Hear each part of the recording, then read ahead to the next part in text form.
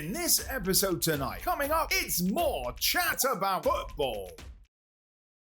Hello! Well, hello there. He's doing that, isn't he? Oh, that's not good. Anyway, here we are. Welcome, Corby Town TV, and hit the like button, the subscribe button, and the notification button. Do it there now. So it's there somewhere. Oh, it's over here, isn't it? That's where it is. And the new button. There's a new button. Well, this is really important. At the bottom of all the videos, you'll see a curved arrow. Share button. That means the share button. So please share it with all your friends and everybody you know and other outlets so they can see more of our videos. I think you're being far too nice. No. What that means is, what you're trying to say is, if you're a football player at Corby Town and you feature on here, share it with your mates. Lovely. Players, play, come on. Anyway, yeah. There we go. There we go. Very much so. Okay, so since the last one went out, it's been a traumatic week. Yeah, I think we better start there, haven't we, really? Let's start at the very beginning. It's a very good place to start. We don't know what's happening with Walsall Wood. All we can say is, according to their local paper, as their manager has walked out. I do believe that was Friday evening. This is a weird thing because I've had stick before in the past, Michael. You can imagine this. Yeah. Because when I generally do writings for Corby Town, it's on Twitter. Yeah. And I then share it, or it's sent to Corby Town because it's tagged, and then I resend it from Corby Town. Yeah. But because I'm an independent, I can generally get away with saying things that the club can't say. That's a fair point, isn't it?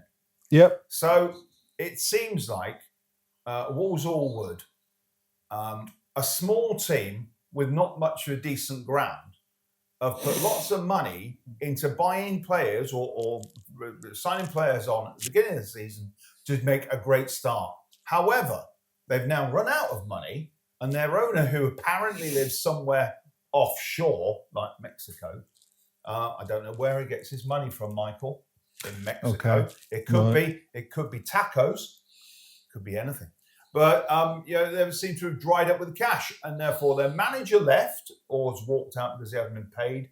And apparently some of the team have done the same, which then brings us on to what are the Northern Premier League going to do about it, if anything, because you've got several options. If they can't afford to play in the stadium and in the league that are in, are they going to be taken out of the league?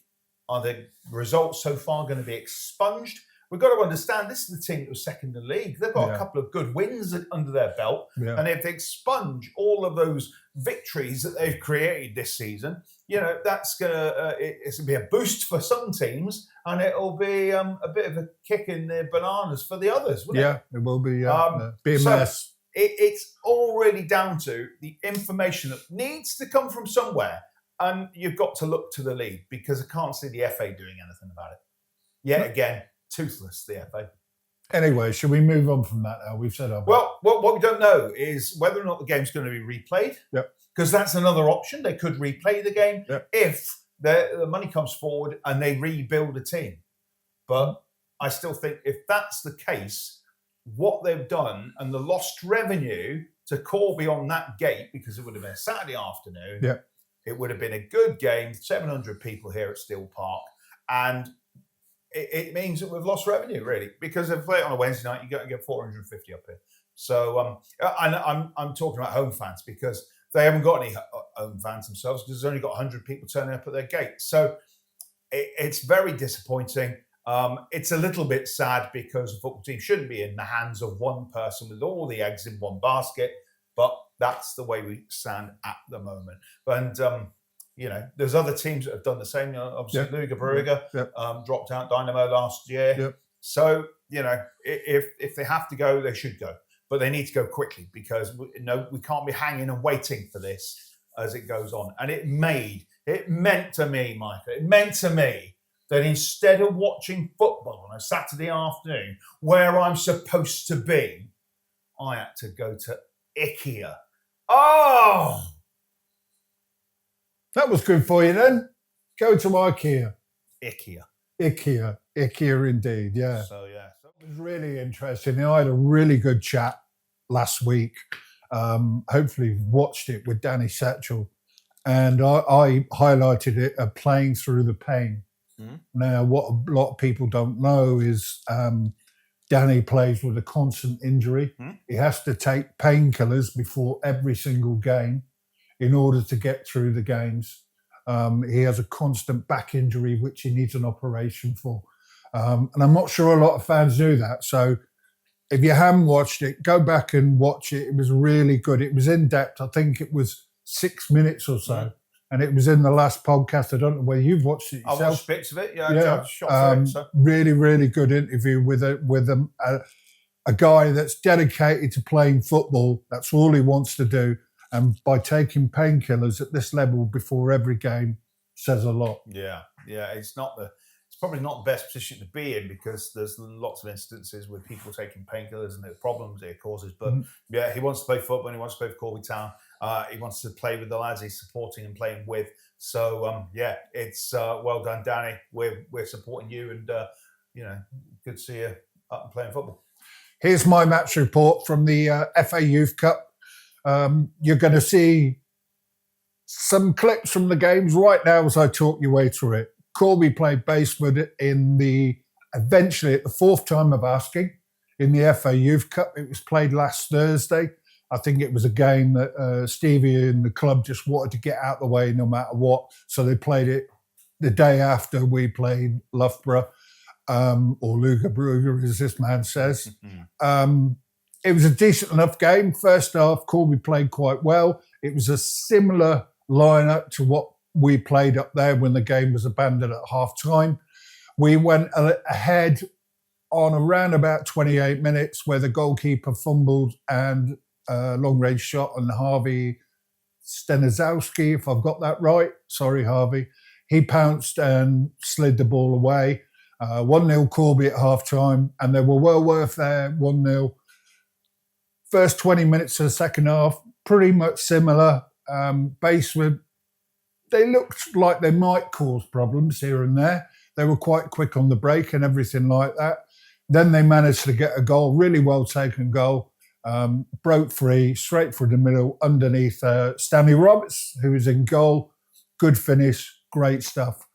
Then it got to about the 88th minute when I thought it was, this is going to go all the way. It could be extra time, even penalties. And they managed to nick a goal out of nothing, to be honest with you. And then that was 2-1. And then from then on, they looked much more likely. But the third goal, which came in the 96th minute or something like that, there was a corner, free kick down in the corner taken by Stanley. He ain't going to want to see this again. And he played the ball into the penalty area. Unfortunately, it didn't go to his own player. Then he ran over into the penalty box and he slid in to make the challenge to make amends for what the error that he made. Unfortunately, cleared the man out and there was a penalty. They stuck the penalty away and that's how the game finished 3-1. Goalkeeper shouldn't be taking free kicks at the back of the right in the corner flag. That's not the point. Because they've either got to get it right up in the middle of the box, in the middle of the park, and he's still got to get back between the sticks. Shouldn't be doing it. Use the defender and put the keeper where he should be, back in his square. So I don't know who do you want to blame, management, but that's not the way to play football, I'm afraid. But I haven't seen it. It was an odd choice, a way to take a free kick. But I mean, the other bigger question is, why was the game allowed to play? The ladies' team played Desborough over at Kettering Beclu Academy. Is that how you pronounce it? Oh, yeah, it would be, yeah. Yeah, and they won 5-1. Where was that? Where's Beclu Academy? Kettering. All right. It's not on that pitch. No, it's actually coming to Kettering from, is it not Weekly, where the roundabout goes? Yeah. The road curves round, doesn't it? All right. I think it's right on the edge anyway. Oh, right, okay. Yep, so they won 5-1. Great result for the ladies. And over at Redwell Centre on the same date, the walking football had their first fixtures of the season. with the over 65s and 50s playing rearranged September first round of matches. The over 65s got a 1-0 win against Brackley, a 1-0 defeat to Moulton, and a 1-1 draw against Moulton Blues, and a 1-0 win against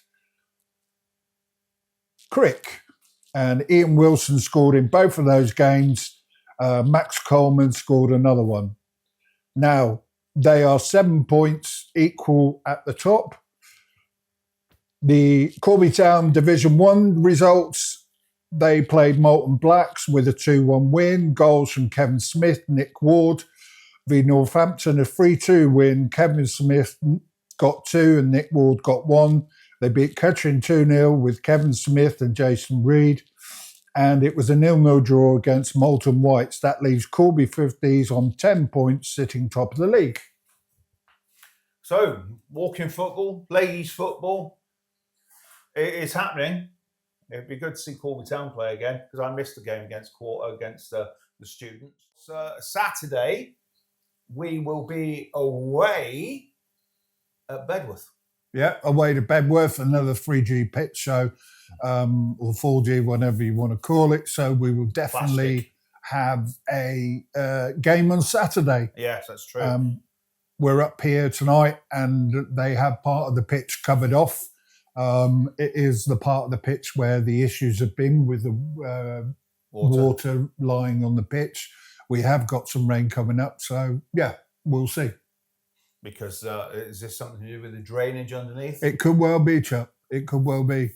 Yeah, I think it's going to be perhaps an ongoing issue through the season. I don't know. They used to have an issue more or less more central, didn't they? They used to have to put sand on it, but at the moment, that's where the issue sort of seems to lie. And in this podcast, you'll have clips from the game against Corn, like I did last week, and then the highlights will probably be out on the Friday.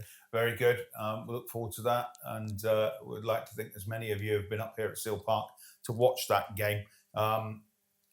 Yeah, and also I had a quick word with Stevie when I was around, probably a week ago, discussing the sponsors. The sponsors that are often behind us. You run a list of sponsors. Yep. And thank you. Just to say a thank you for actually sponsoring Corby Town in any which way that you do. It's great that you take support and support your local team if you're from the area, of course, and we can only do the best we can for you by mentioning you or displaying your name here across the picture across the screen, so that you can show that you're a big supporter of the Steelmen. And here's something for the sponsors: if you sponsor us or the club and you appear on here, share the videos. There's a thing for you. The more you share them, the more people will see that you sponsor the club, and it's going to be better for us and better for you. And also, you can even be cheeky, because some of the players do this, don't they?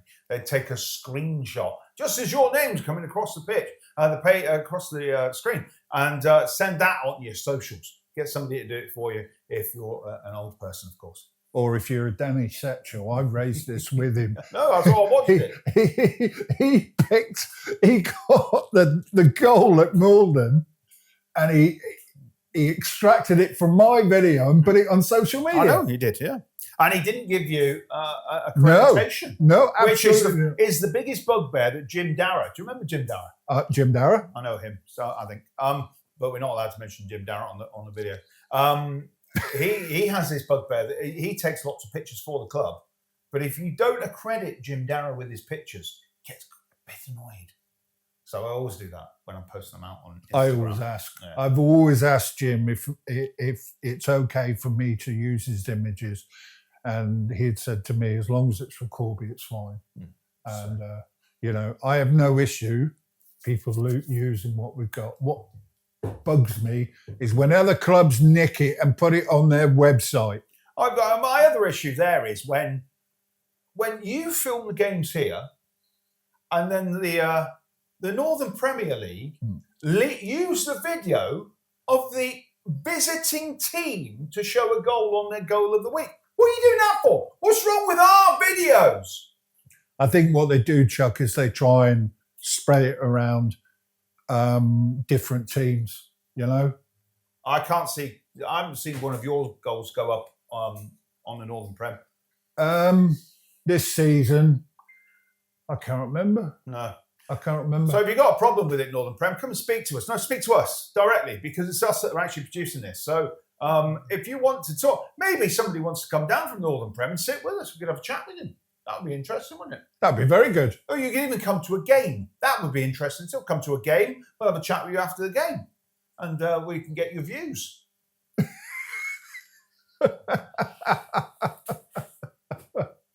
I do feel sometimes we are a little team. We've got some huge battles we've got to fight, generally with administrators and league representatives and the FA, because they just don't do enough.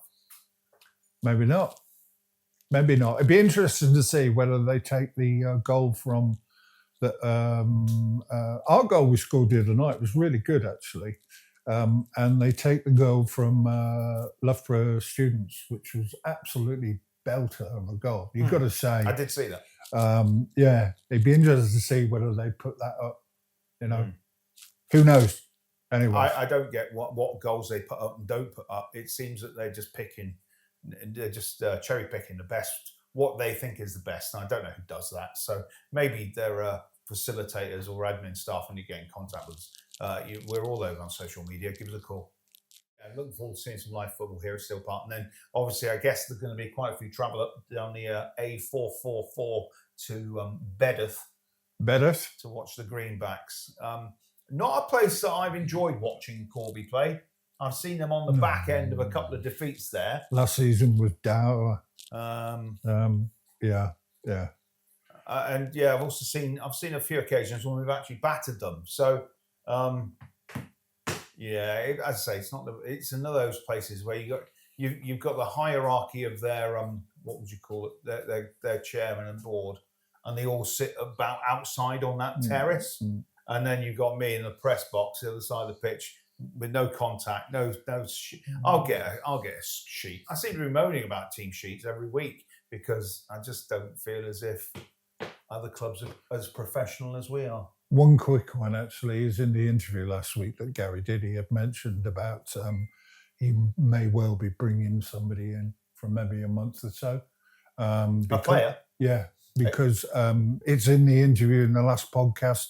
I did it like that because I wanted to keep it all together, because it was just so much hassle trying to get that done by Thursday, and you know what I mean? And then the highlights out.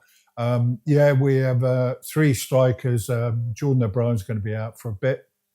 Obviously, Ruben's not fit. Charlie's not available.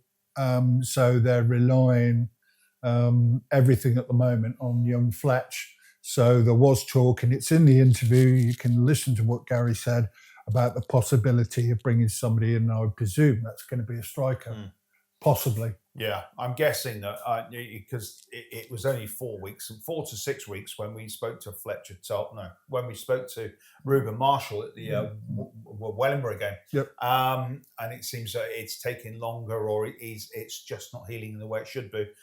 So he's going to be out for a little bit longer. Get well soon, of course, Ruben. But yeah, we need somebody. Jordan's is a hamstring, I believe. Oh, right, okay. So that makes a change, doesn't it? It's usually his weak ankles. Your weak ankles, Jordan, aren't they? Jordan, you and your weak ankles. And you, Jordan, you promised me an interview last week, and you ran off. And another thing, Jordan O'Brien, you suggested that you could such a good cook, you could cook a meal for the team. Where's that meal? Anyways, there you go. Should we begin to wrap this up? Yeah, why not indeed. So I've got to go off and speak to the BBC. That'll be on the radio. So let's do that. So this is Corby Town TV.